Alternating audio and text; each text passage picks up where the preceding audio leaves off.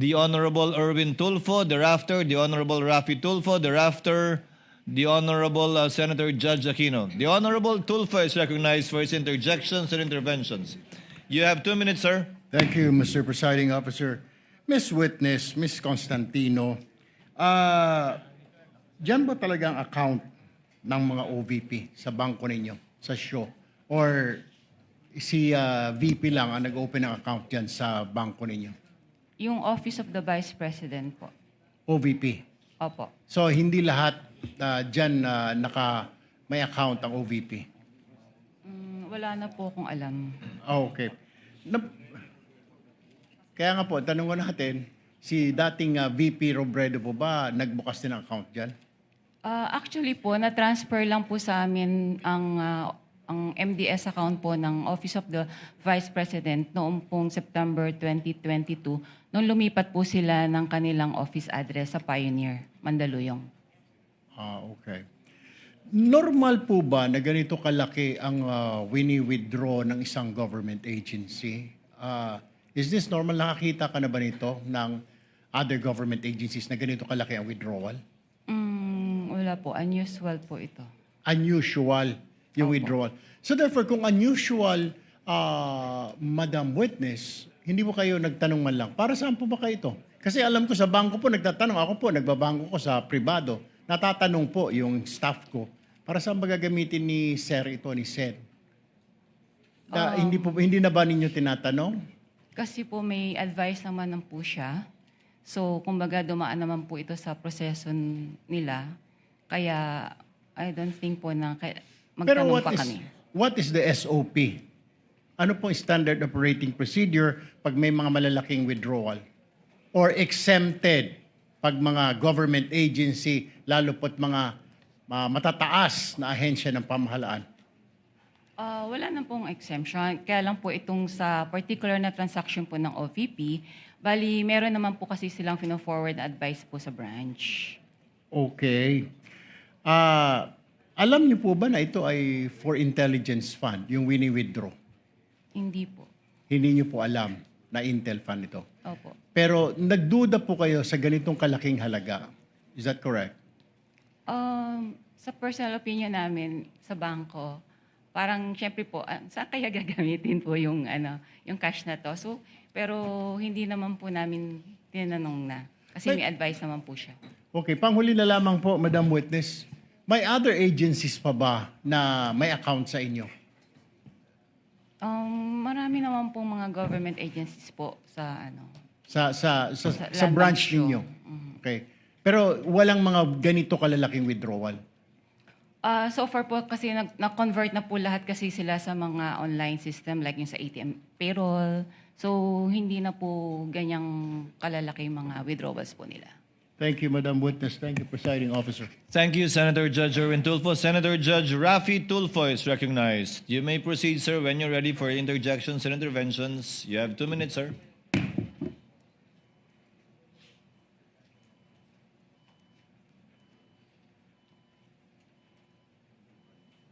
Madam Witness, magandang umaga po. Magandang umaga rin po. Hindi masyado klaro sa amin yung sinabi mong mga bag ang pinaglagyan nitong 125 million. Anong klaseng bag muli? Sa pagkakaalala ko po, ito po isang mahabang bag na Mahaba. parang dinescribe ko nga po as Duffel like bag? Gym bag? gym bag po. Iba po kasi Gym yung bag. duffel bag sa bangko. So gym bag ano kalaking? Isang Mahaba lipa? po. Okay. Ayon sa BSP, ang 1 million approximately 1 kilo. So that's 125 million. So si Gina lamang ang nagbitbit ng 125 kilos palabas ng bangko? Ang alam ko pong assistance po na naalala ko po ay nag-provide po kami ng trolley. Ng trolley. At Opo. mag-isa lang si Gina. May kasama po sila eh. Hindi ko lang po ma-recall. So ilang duffel bag po ulit? Mga 3 to 4 bags po. I mean, so 3 to 4 Bags. yung sa 125 Gym bags. million. Gym bags.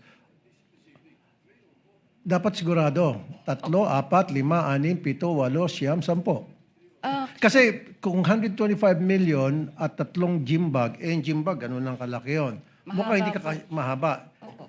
Kakasya ba dyan 125 kilos? Baka nagkakamali kayo. Mga 3 to 4 bags nga po. Dapat precise po kayo. Dapat ginajat daw nyo yan bago paglabas. 3 bags ang lumabas, ang pinaglagyan.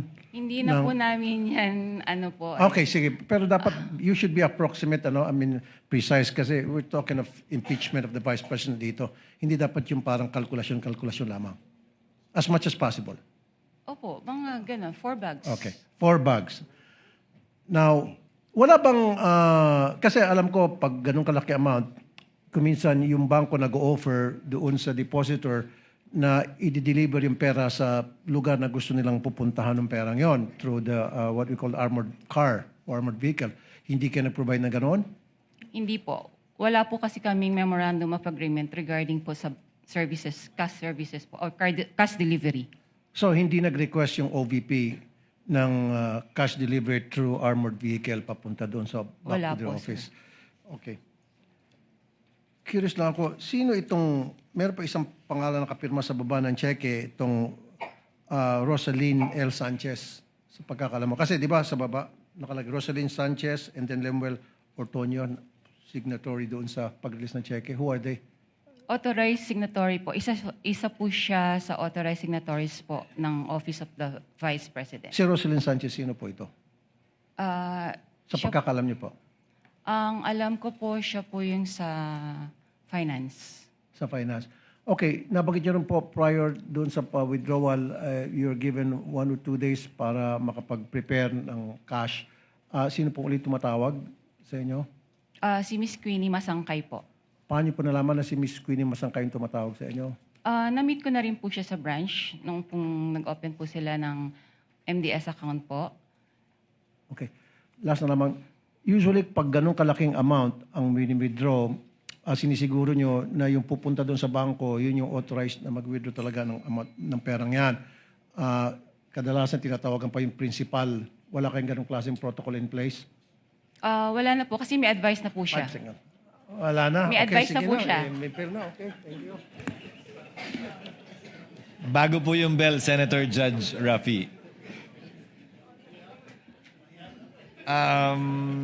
Next to be recognized for his interjections would be Senator Bam Aquino. You have 2 minutes, sir. Maraming You may salamat, proceed when you're ready. Presiding Officer. Ms. Violeta, magandang umaga. Magandang umaga din po. Kaklaruin ko lang po, yung cheque ay mula po kanino? Mula po Itong- sa Office of the Vice President. Hindi po, dyan po napunta yung pondo, no? But kanino po, anong account galing po yung perang yan?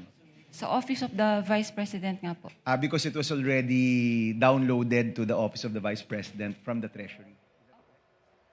Mga kapuso, magpapatuloy ang ating live streaming. Samantala, susunod na po agad sa GTV ang Balitang Hali.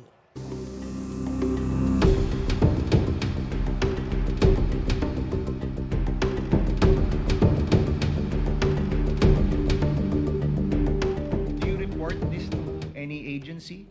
Kung nagtatakan niyo po na parang ang laki naman ito, do you do any reporting or wala na pong reporting yan? I'm sorry, Your Honor. May we invoke po yung AMLA rule na hindi po kami pwede mag-disclose any information po regarding sa reporting. Sa reporting? Okay. AMLA rule po siya. Let me rephrase the question. Ang government transactions po ba ay sakop ng AMLA rules? Ay kasama ito sa mga covered or suspicious transactions? Tama po ba?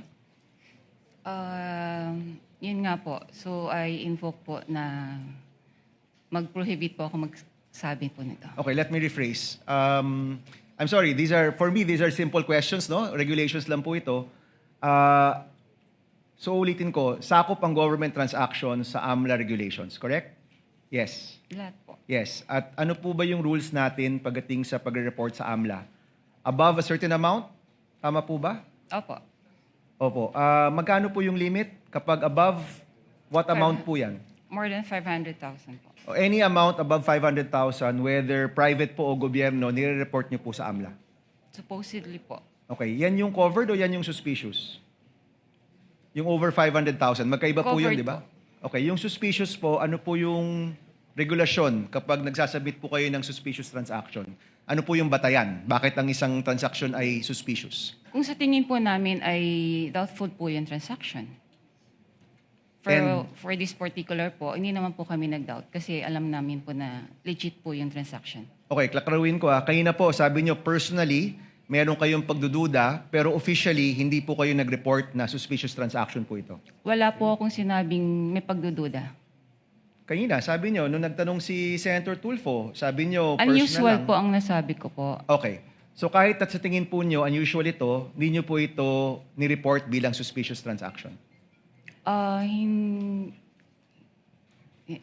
Hindi po pwede magsabi po na na nag-report po kami dahil nga po i-invoke po yung AMLA law. Okay. So covered, definitely, kasi it's above 500,000. Pero yung suspicious transaction, ayaw nyo pong sabihin dahil covered po ito ng AMLA law. Kasi para sa amin naman po ay talagang hindi naman po siya suspicious. Okay. Sige po. Sige po, yun na po muna. Maraming salamat, Mr. Presiding Officer. Thank you, Senator Bam Aquino. You may avail of the second round, if at all, Senator Aquino. Senator Judge Alan Cayetano is recognized. Thereafter, Senator Judge Joel Villanueva. You have 2 minutes. Magandang, I'm sorry, after Senator Alan, Senator Risa. Thereafter, Senator Judge Joel Villanueva. You have 2 minutes, sir. Magandang umaga, Madam Witness. Welcome to the Senate. Maganda. Most of my questions na tanong naman ni Senator Erwin. I just like to ask, but you're familiar with the concept of confidential or discretionary funds? Or hindi? In government parlance? Wala po kang Okay. alam. No, kasi kung hindi ka familiar, whether that agency has 50 million discretionary funds or let's say if you were the manager sa OP and they had, I don't know how much now, 10 billion, you won't find it unusual kung 500 million, 250, 1 billion. Kasi nga usual means parate, unusual means bakit ganito kalaki, no? Because when I was in the DFA, there was a big storm and I've never dealt with Land Bank directly except for my personal account as sa sweldo ko as DFA Secretary. But the President asked us, what can each agency do? So my staff then, si Yusek Ariola said, Sir, maraming ma-stuck sa mga ports, airport at seaport. May isa tayong fund. Kung OFW sila, pwede tayong magbigay. So I think we had to withdraw 50 or 100 million. At sinabi ng branch manager, wala. And then it was a Friday. So I had to call the president of Land Bank and say, Sir, basta stranded, hindi. And then they sent over 50 or 100 million. So my point is, just because it's unusual, it doesn't mean it's illegal or whatever. Tama po ba? Wala naman pong illegal doon sa encashment po. Because nga, may difference when it's a private account. So it's a private account and they don't usually, let's say, someone has a private account, commercial or private, meaning business or personal niya, they always withdraw 50,000, 100,000. This is theoretical, so hindi to covered ng bank secrecy law. Suddenly, we withdraw ng 3 million, minsan nagtatanong, di ba? Dahil know your customer, di ba? Ganon din sa deposit. I'll just finish this line. Ganon din sa deposit, di ba? So, kung sweldo ko 30,000, every time nagde-deposit ako 30,000, biglang magde-deposit ako 2 million, tatanungin ako, Sir, saan galing to? Right? Correct. Pero pag government, as long as you're dealing with the people you identified with, so whether that's DPWH, whether that's DOTR, basta't everything's in order, magtataka ka lang pag sobrang laki ng amount, but then you'll release it. No? Kindly Thank you. wind up, Yeah, Senator that's Judge all. Alan. Thank you. I was just clarifying that point. Thank you, Senator Judge Alan. Senator Judge Risa Ontiveros is recognized. You may proceed, ma'am. When you're ready, you have 2 minutes.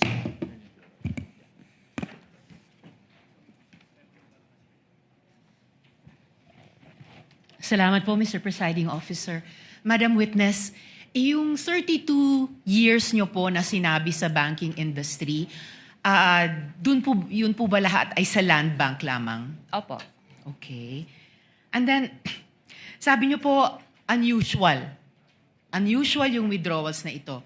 Sa 32 years nyo po sa banking industry, sa Land Bank, nakakita na po ba kayo ng ganyang kalaking amount na withdrawal ever before? First time po. First time. Okay. Sabi nyo nga kanina, unusual yung amount. First time may ganyang amount na 125 million pesos. Bakit yung sinabing unusual? Ano yung floor nyo para sabihing unusual yung isang amount? Usually po kasi kaya naging unusual para sa akin kasi cash po siyang kinukuha. Mhm. Sa other, ano naman po is, kumbaga nag-issue po sila ng mga cheque sa, yung disbursement po nila. By checks po, hindi po cash. Okay. So hindi lang yung laki nung halaga na 125 million ang unusual din na yung ganyang unusual amount ay sa cash kinuha at hindi sa mga cheque. Opo. Okay. And yung 125 million, yun ba yung minimum na pag kinuha in cash, sasabihin nyo unusual? Or meron bang lowest amount na kapag kinuha in cash, sasabihin nyo na rin unusual? Pwede naman po naming sabihin na unusual. Let's say kung over, let's say 500,000 na po siya. Over 500,000? Kasi yun, Kung over 500,000 kinuha in cash, sasabihin nyo unusual. for that particular, let's say po yung kliyente, yung mga ganun po. Opo. For the particular client. Ito, hindi lang 500,000, 125 million. So, 250 times mas unusual sa minimum amount na sasabihin yung unusual kung kinuha in cash. Depende po rin sa yung kliyente po. Depende sa kliyente. But kung sino mang kliyente aside, nasabi niyong unusual dahil 125 million na para po sa akin is 250 times yung 500,000 at hindi po in check, kundi in cash po kinuha. Pwede nga po, depende po sa depositor po niya. Kung regular lang sa kanya yung mga ganang withdrawals or what, it's usual. Okay. Pero kung parang for the first time ma-encounter namin that much, unusual po sa And amin. this was your first time. Opo. And in your 32 years, higit 3 dekada, kung masasabi nating pambihirang amount ito in cash, Opo. masasabi nating once in a lifetime yung ganitong amount in cash. Pwede po. Pwede. Alright. Salamat, Mr. Presiding Officer. Thank you. Tutuloy ko po sa second round. Thank you, Senator Judge Risa. Senator Judge Villanueva, thereafter, our distinguished Senate President. You may proceed, sir, when you're ready. You have 2 minutes. Thank you, Sir Presiding Officer, Senate President. Madam Witness, binanggit niyo po yung unusual, no? And gusto kong susugan yung katanungan. Yung usual, below 500,000 pag individual. Pero kung ito'y government agency, paano niyo masasabi na ito'y unusual? Any depositor naman po, kung hindi naman po ganong frequent silang nag-withdraw ng ganong kalaking cash. Kaya po, naano ko siyang unusual. Kung ganito po, na 4 na beses na nag-withdraw na 125 million, would you say usual na siya? Unusual nga po. No, Kasi, kung 4 na sunod-sunod na yung binanggit po ninyo, 125 million, sunod-sunod, nagiging usual na po ba siya o unusual pa rin? pwede naman po. Na What is usual. it? Kung sunod-sunod naman po, magiging ano na po siya. Talagang usual transaction na po yun. So, kung ganun nga po, na 4 na sunod-sunod, usual transaction na siya. Opo. Madam Witness, as I understand, no, yung process, the BM would provide the funding, notice of cash allocation, and then the agency authorizes the disbursement. At kayo, for example, sa inyong bangko, sa Land Bank, bine-verify nyo lang at you pay the corresponding instruments. Is that correct? Opo. Bine-verify po yung pag-issue ng cheque po, yung mga signatories, payees, like that po. So bago po inilabas ang salapi o yung pera, ano-ano pong dokumento yung aktual na natatanggap po ninyo at inyong masusing sinusuri? Kasi sabi nyo nga ho, I'm sure from the first withdrawal, as you made mention, it's unusual. So ano yung mga talagang sinusuri po ninyo na dokumento bago nyo i-release ito? Supported naman po ito ng advice. So once po nakapasok na po sa system at funded naman po siya, okay na po sa amin yun. So yun lang po yung inyong chinecheck. Opo. And that's it, you release it right away. Yes, sir.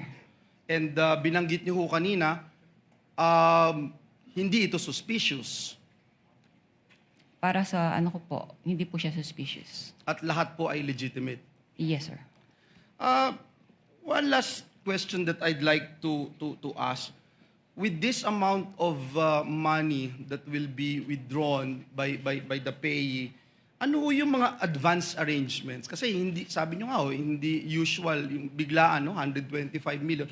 Ano yung mga advance arrangements na inihingi po ninyo o tinatawag po sa inyo bago mailabas po itong salapi na ito? How far in advance was Land Bank informed that these amounts of physical cash would be required for each transaction? Mga a day or two po, ni-inform po kami from the cash division po ng OVP na meron po silang ganong cash requirement. So sa amin naman po, pinoprocess naman po namin yung requirements nila bago po namin sila advise na available na po yung cash. So in sa 24 bank. hours, kaya na po. Pwede naman po. Salamat po. Maraming salamat. Thank you rin po. Thank you, Senator Judge Villanueva. The distinguished Senate President is recognized. You have 2 minutes for your interjection, sir. Thank you. Thank you, Mr. Presiding Officer. Good morning, Ms. Constantino. Sundan ko lang po yung natanong kanina ni Senator Risa. So in your 32 years in Land Bank, hindi pa ho kayo nakakita ng withdrawal na ganito kalaking amount? 125 million. Tama Opo. po ba? Yes po. Ano yung pinakamalaking nakita nyo ng withdrawal in cash? Hindi ko na po ma-recall. More or less kung lang. magkano. Mabigyan nyo kami. In cash? In cash. Siguro Yung po pinakamalaking nakita nyo na o na-experience nyo na in your mga 32? 500,000 po. 500,000. And next, ito na, 125 million. Yes, sir. Ang Shaw Boulevard, maraming negosyo dyan. No? So I assume maraming mga private companies dyan. May nakita na ba kayong cash withdrawal from a private company na ganito kalaki in the hundreds of millions? Mostly po mga cheque po yung ini-issue nila. Cheque? Meron Opo. bang mga cash withdrawal din? Yung mga private companies? Wala po. Wala, puro Checks. cheque lang ang ini-issue nila. Opo. And then, nabanggit nyo kanina na 4 na beses pumunta sila Miss Acosta at si Mr. Ortonio sa inyo. Opo. Tama po ba? 4 na beses? Yes, sir. Nung nagwi-withdraw sila, meron ba kayong any casual talk kung saan gagamitin itong mga perang ito? Kasi sabi nyo nga kanina, unusual, ngayon lang kayo nakakita. Hindi ba nagkaroon kayo ng konting parang casual talk sa pangatlo o pang-4 na pagkita ninyo kung saan gagamitin tong perang to? Hindi ko na po ma-recall, Your Honor. I'm sure nag-uusap kayo, di ba? Yeah, brief talk. Brief talk, mayroon bang nasabi kung saan gagamitin itong perang ito? Hindi ko na nga po maalala. Sorry Ay, po. Hindi nyo na maalala. Okay. And then, kanina nasa tanong rin ni Senator Bam, typically, rini-report to sa AMLAC no? Yung mga ganitong kalaking amount. Na-report nyo na ba? Na-report nyo ito? Hindi yung detalye. Ang tanong lang naman kung na-report yung ganitong kalaking cash withdrawal sa AMLAC. Ang alam ko po, ang Land Bank naman po ay compliant po sila sa when it comes to reporting po. So, nare-report siya. Compliant po kami doon. All right. Thank you, Mr. Presiding Officer. Senator Judge Pangilinan is recognized. You may proceed, sir. You have 2 minutes when you're ready. Thank you. Magandang umaga. Magandang umaga po. Unang-una, si Gina Acosta, kilala ninyong bilang Special Disbursing Officer, tama? As payee po ng cheque. Hindi bilang Special Disbursing Officer. Hindi po. Kung siya ang payee, hindi, at sinabi nyo, iba ang tumatawag sa inyo na 2 days in advance. Iba po. Di ba? Sino yung sinabi nyo yung tumatawag? Si Miss Queenie Masangkay po. Miss Masangkay. Opo. Bakit iba? Would you know, if you know, bakit iba yung payee, iba yung tumatawag? Wala po kang idea kasi it's under the agency po kung sino pong gusto nilang gawing payee po. Pero bakit si Masangkay ay kilala mo? Nagpakilala siya? Did you meet each other? Na-meet ko po siya kasi po bago po sila mag-open ng account po sa amin, so nag-visit po sila sa branch. Okay, so you knew her personally and therefore siya ang tumatawag. Pero ang payee ay si Miss Gina Gina. Acosta. In other accounts, would you know or would you have experience na ganun din? Iba yung payee, iba yung tumatawag? I suppose yes, no? Wala po akong idea. Okay, okay. Doon sa nabanggit niyong first time ang ganyang kalaking halaga, kaya sabi niyo unusual. Meron pa bang ibang ahensya? Tama bang sabihin, walang ibang ahensya ng pamahalaan ang naglalabas ng ganyang kalaking pera sa inyong accounts, sa inyong branch? Dahil kayo ay depositary ng government bank, hindi ba? Wala na po akong ma-recall kasi nga po, kagaya ng sabi ko kanina, lahat po ay na-convert na po sila sa mga online transactions. And most government agencies would use checks Checks or online transactions po. or online transactions. Okay. So, and sinabi nyo, ang average na cash transactions sa inyong withdrawals, apart from yung 125 million na cash, yung average is about 500,000. Tama? Yung average amount ng cash. Pwede po or lower than that. Kung cash po. Yes, Opo. yes. So, malaki yung agwat, no? Opo. And that's why you say it's unusual. Yes, sir. Okay. I have no other questions, Mr. President, Presiding Officer. Just to manifest that earlier, the witness said that she's bound by the confidentiality rule under the AMLA law. But we take exception to that, but I understand that we will be tackling this matter in another article. We will not concede that you cannot disclose this information, this being the impeachment court. But it being, dahil ito'y itatakal sa ibang articles of incorporation, we will not pursue it at this time. I mean, the articles of impeachment, rather. Is it Article 2? Then we will not insist and we will not push the issue at this time. For the record, Mr. Presiding Officer. Noted, but Chair would also like to place on the record that while indeed the court issued a subpoena vis-a-vis the AMLC, the provision of the law on the confidentiality with respect to bank officers are indeed provided for in the AMLC. That bank officers are those authorized to report both suspicious transactions and those exceeding 500,000 are not allowed to disclose whether or not they report. And thank you, Ms. Constantino, for being very cooperative and at the same time prudent with respect to your answers regarding the AMLC provision. Dahil kayo po yung madedemanda kung sakasakali, hindi naman po kami. If there are no other... Senator Judge Aimee, before we go on a second round. Senator Judge Aimee, thereafter Senator Judge Erwin Tulfo for his second round, Senator Judge Ontiveros for her second round, and Senator Judge Rafi for his second round. Senator Aimee, you may proceed when you're ready, and you have 2 minutes, ma'am. Thank you very much, Presiding Judge. And this is a very simple question by way of information to the prosecution. During the Blue Ribbon Committee, a certain Jean Abaya was called as a resource person. As I recall, she was then the operations head of Land Bank Shaw and assumed the position of department manager thereafter. I understand, of course, that the prosecution has the right to choose your witnesses. I am simply curious, bakit hindi pinatawag si Ms. Abaya na magtestigo ngayon, samantalang siya yung may personal knowledge ng encashment ng mga cheque na pinag-uusapan? Your Honor, The Honorable Chua may respond. thank you, Your Honor. Your Honor, at that time, when this check was in cash, si Ma'am po, ang ating pong testigo, siya po ang branch manager. Hindi po si yung nabanggit po ninyo. Yes, alam ko na siya yung branch manager, pero yung operations head at that time, si Jean Abaya. As a matter of fact, she was even able to say that the entire amount of the checks was withdrawn each encashment.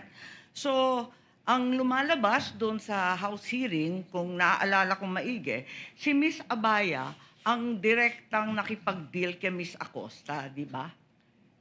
Your Honor, kung maririnig po natin yung kanyang salaysay, siya po kasi yung nakikipag-coordinate sa OBP. Siya In fact, nakikipag-coordinate or sino ang direktang nakikipag-usap kay Miss Abaya, kung ganon? Kay Miss Acosta, sorry. Hindi ba si Jean Abaya? Pwede po Yun ang akong sumagot. pagkaintindi ko dun sa House hearing eh. Pwede po akong sumagot. Yes, please. Si Jean Abaya po, siya po yung next in rank noong ako po ay branch Siya manager. yung? Next Sorry. in my rank. Oo, yeah. Apo. Pero siya ba yung direktang nakipag-deal kay Miss Acosta ng DepEd? Ako po ang direktang sa OVP po. Nakakapagtaka lang kung bakit nung House hearing, si Miss Abaya ang siyang nagsabi ng direktahan na yung entire amount ng cheque was withdrawn each encashment. Hindi po kayo. Ba't nagkaganon? Your Honor, bali po si Gina Baya po ang naging incumbent manager. Siya po yung pumalit sa akin as branch manager. So at that time, tinanong po nga siya. So since operations manager po siya, aware din po siya sa transaction. Pero natanong din po siya kung sino direktang kumakausap sa cash division Okay. staff. So kaya po ako napatawag. Kayo yung direktang nakipag-usap? Opo.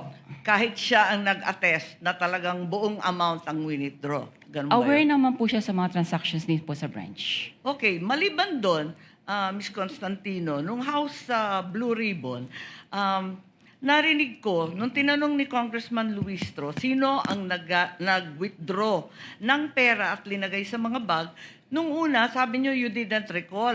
Matapos noon, medyo may leading question si Congresswoman noon eh. Kasi ang sabi, do you recall Miss Acosta? Do you recall Mr. Ortonio? Bigla ninyong naalala si Miss Acosta at si Mr. Ortonio. Tama ba yun? Ba't nagkaganon? Nung una, hindi ninyo maalala. Pagkatapos noon, naalala na ninyo. Pwede ko Ano po ba bang- talaga ang naaalala ninyo? Para klaro tayo. Pwede po ba nating balikan po kung yung transcript po talaga? Kasi baka po, mamaya, baka lang po, I'm sorry, may iba pong issue before. Tapos po natanong ako kung bakit ko po kilala yung dalawa.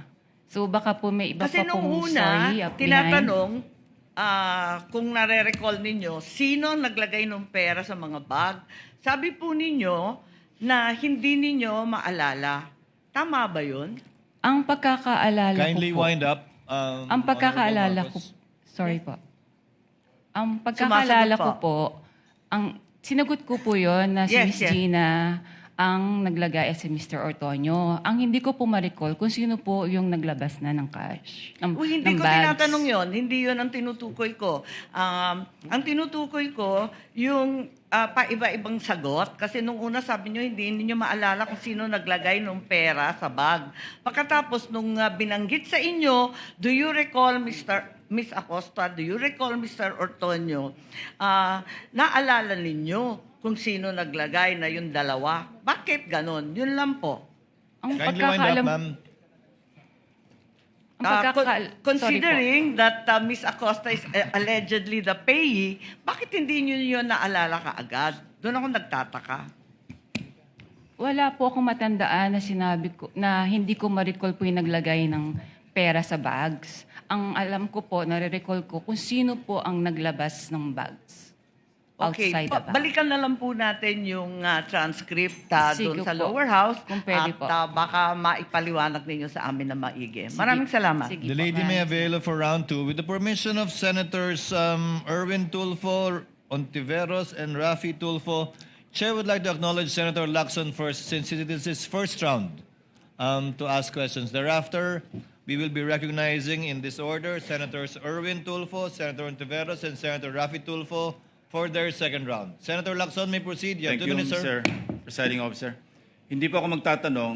I will only make a manifestation. I'm only wondering why neither the prosecution nor the defense is presenting a competent witness in the handling of intelligence and confidential fund. Kasi po, in my previous life, sa intelligence, sa law enforcement, ang natatandaan ko, kasi limited yung purpose ng intelligence at saka confidential fund. Nagtataka lang ako, nakita ko yung regularity ng withdrawals ng cash, parang every quarter, except for December, December 20.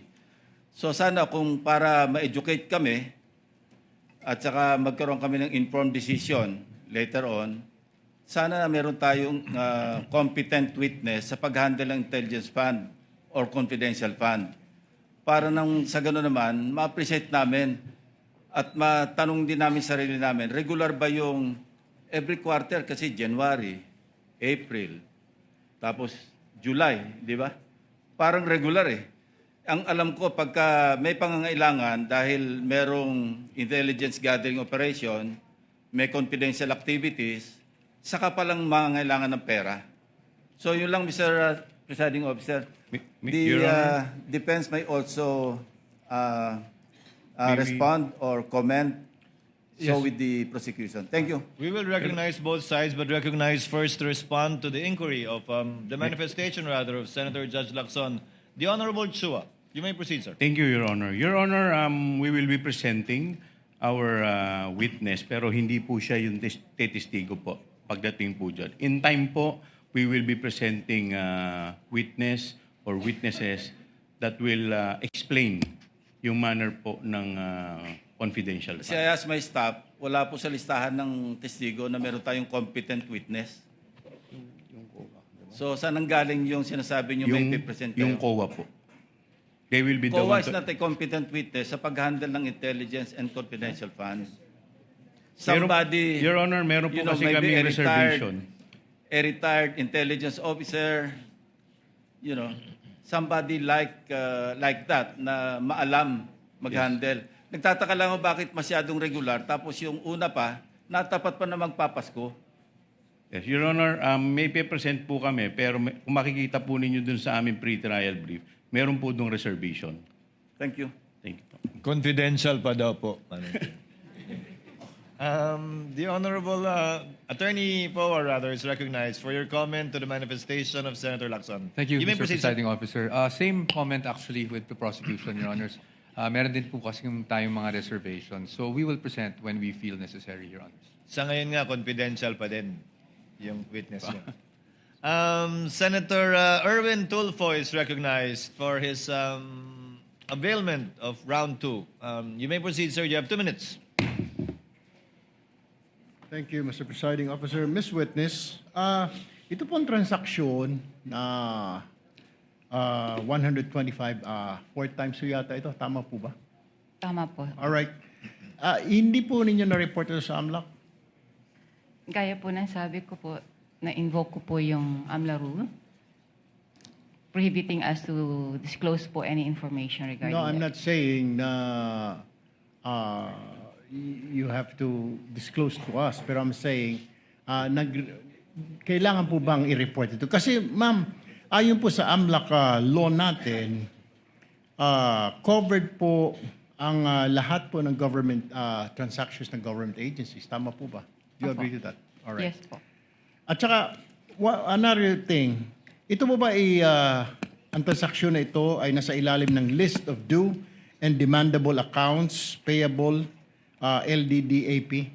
At saka, meron pa bang itong advice to debit account, ADA? Meron po silang advice na nai-issue po dyan.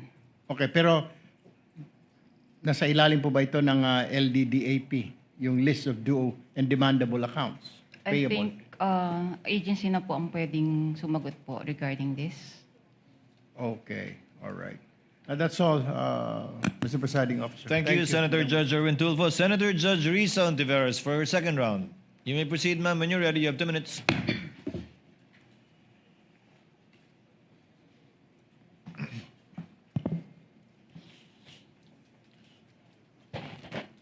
Salamat po, Mr. Presiding Officer. Madam Witness, yung unusual pa rin, bago ibang tanong. Sinabi nyo kanina sa prosecution may cash-involved limit. Magkano po yung cash-involved limit? Sa branch po sa namin. branch ninyo? Pwede ko bang hindi sagutin po yan for security? All right. Then hindi ko itatanong yung follow-up question doon. Ito na lang. Sabi po ninyo, wala ang branch ninyo ng ganyang amount. Kung pwede niyong sabihin, magkano po ang halaga na meron ang branch nyo? Yung malaki po kasi amount. So, in any given day po kasi, talagang wala po kaming branch. So, Pwede ko po in average, kung ano lang po yung sa tingin namin na kasya po yung during the operational transactions po ng branch. for the Magkano day. po yung average na yon sa branch nyo? Transactions for the day? For us, mga ano po, maybe, mga 20 M po. 20 M. So ito pong 125 million ay times 6 po dun sa average na transaction sa branch nyo in a given day. Opo. Okay. And then, sabi nyo rin po kanina sa prosecution, kailangang tawagan ang cash center ninyo para i-transact yung amount. Magkano po yung floor ulit na halaga para kailangan yung tawagan ang cash center ninyo? Any cash requirements naman po ay tinatawag namin sa cash center po namin for assistance. Okay. Would you say anything above 20 million, kailangan kayong tumawag sa cash center? Kahit po less than, basta po requirement po namin sa branch for that day, sa daily operations po namin.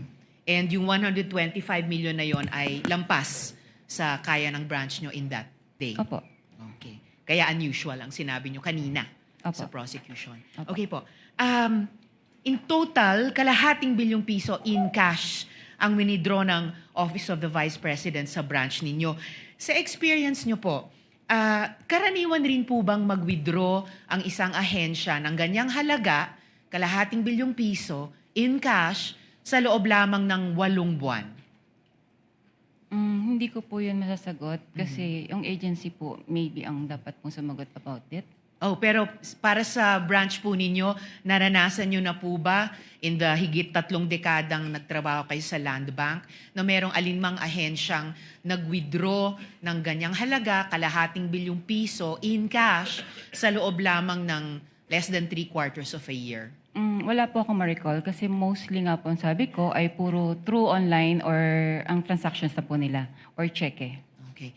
At bilang branch manager, sinigurado niyo po ba na otorisado talaga ni Vice President yung pag-withdraw ng kalahating bilyong piso? Meron naman po kasi silang inisyong advice. So, binase naman po natin yung checking na inisyo kay Ms. Gina Costa na ito po ay may advice na po and funded. Alright. So, batay dun sa issue advice ni Ms. Jean Acosta, yun na yung pagtitiyak nyo na otorisado ni VP yung pag-withdraw nitong kalahating bilyong piso in Opo. cash.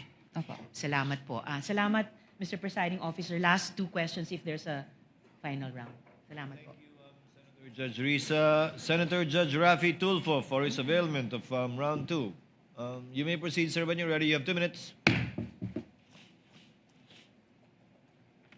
Madam Witness, how are government agency accounts being opened sa Land Bank? Ano yung proseso po? Pakiulit po, sir.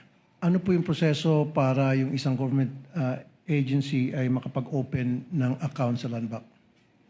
Meron pong request na galing po sa kanila. At the same time po, meron din pong approval from the Bureau of Treasury na mag-open po sila ng account sa amin. So once approved na po ito, ay ma-open na po yung account sa Land Bank. Very good. Now, sa kaso po ng OVP, sino po yung nag-open na account? Sino po yung pumunta sa bangko ninyo para i-open yung account ng OVP? Ang alam ko po, nag-inquire po yung head po ng agency. Huwag pong alam ko. Dapat sino po talaga? Sigurado dapat kayo. Yung head po ng cash division. Nila. Opo. Okay. Ano po yung mga presentang dokumento para magpapatunay na sila po'y authorized talaga na mag-open account on behalf of the OVP? Gaya po na sabi ko nga po kanina, yung pong request nila na mag-open account, at the same time, yung approval po ng Bureau of Treasury na sila po ay allowed po mag-open ng account sa amin. I don't know kung nasa niyo po yung question kanina. Sino po yung person na pumunta doon para magpresenta na ako'y from OBP at nagpakita ng dokumento at ako yung authorized person to represent the OBP for this account? Yung head po ng cash division po ng OVP. And what is her name again? Anong pangalan niya po? Hindi ko na po ma-recall yung head po. Yung isa po kasi staff niya po yun, Okay. si Miss Queenie. So pagdating niya po doon sa bangko, meron po siyang sigurado akong binabanggit ng mga taong point person na para pumunta sa bangko para mag-withdraw at sino yung mga signatories, etc. Tama? Pakiulit po ang tanong, Your Honor. Kasi po, yung sa cash division, hindi mo na maalala ang pangalan ng tao ulit? Yung head ng cash division, hindi ko na po ma-recall. Okay, sige. Yung head ng cash division, pumunta doon ng open account. So, doon, nagkakaroon na agad ng arrangement para sabihin sa inyo na ang pwede lang mag-withdraw ay si ganito at kasama si ganito. Wala pong ganong arrangement. Wala. Wala pong ganon. O dapat mayroong arrangement para malaman ninyo kung sino yung point person ng OBP para tumawag sa inyo at sino kayo nagde-designate ng point person to coordinate from the OBP to the Land Bank. Yung po, sorry po, ang pagkaintindi ko po kung sino po yung inisyuhan nila ng cheque, ganun po ba? No, sino yung taong nagsasabi sa Land Bank na ito lamang ang recognize namin na tumawag at the day of the withdrawal at ito lamang ang pwedeng pumirma sa cheque, etc., etc. There has to be one person. As to authorized signatories po, aware naman po yung agency kung sino po yung mga authorized pumirma. Ngayon po, kung sino po yung... No, sorry. You're listening but you're not hearing me. Sino po yung tao na nagsabi sa Land Bank na, hey, Land Bank, ito lamang mga tao ang pwedeng kumontak sa inyo, ang pwedeng mag-withdraw, period. Sino yon? Ang pagkakalam ko po, yun pong sina Asik Ortonio po. Sina Tsaka po Asik? sila po kasi yung officers po ng So did they OVP. go personally sa Land Bank or through telephone lamang? Sa pagkakaalala ko po, meron po silang written communication po So how sa did you amin. know na sila talaga yun nasa written communication? Nag-represent po sila ng mga IDs nila. Doon po sa pagkakaalala ko So po. they went to Land Bank personally? Yes. And then they presented documents to prove that they are that person? Opo. And Kasi, then go ahead. sorry po, pwede pong mag-butt Go ahead, in. ma'am. Bali po doon, sa pagkakaalala ko po, sa binibigyan ng dokumento, meron na rin pong photocopy ng mga IDs po nila. Okay. Thank you. Thank you, Madam Witness. Thank you, Senator Judge Tulfo. Senator Judge Pangilinan is recognized for his round 2 availment. You may proceed, sir, when you're ready. You have 2 minutes. Thank you. Yung cheque na winidraw o pinisente sa inyo, December 20, 2022, tama? Ang date? Opo, December 20, At- 2022. Kinuha yung pera on the same day, December 20. Opo. So, kung sabi nyo kanina, unusual yung malaking halaga. Unusual din, o usual ba yun? Yung ganung halaga, same day naka-date, same day din i-withdraw? Ganon? Bali nga po, Mabilis ba yun? May prior notice po sila, ang agency, na meron silang magkakaroon po sila ng ganong encashment. So as to 2 days date- before? Opo. So, yung pong December naman po kasi, pwede naman po nilang gawin yun on the same day. Kasi po, pag December, merong regulation naman po ang Bureau of Treasury. Kapag po December, hindi na po natin siya inihintay ang 24 hours or to 48 hours na ano po. Yes, so, na but if grace you period. combine both, the huge amount, which is unusual, and the same day dated check Transaction. and the same day withdrawal, is that usual? So, tingin ko naman po, usual naman po siya. So the only thing unusual is that it is a huge amount, which you've never experienced in your Yes, 32 Your Honor. years. Opo. Okay. And so tinatawag sa'yo 2 days before kahit hindi pa handa yung cheque, in other words. No? Hindi ko na lang po alam kasi sa 2 side days- nila.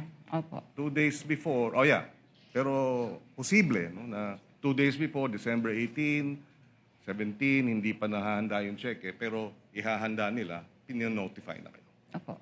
Okay. Maraming salamat. Thank you. Thank you, Senator Judge Pangilinan. Senator Judge Ontiveros for the final round for your last 2 questions, I believe, or no more? No more? If there are no other interventions or interjections from the Senator Judges, the presiding officer would like to excuse you already. Ma'am Violeta Constantino. Thank you very much, ma'am, for your time. Salamat po sa inyong kooperasyon. Magandang umaga po. Mananghalian po muna kayo dyan bago kayo umuwi.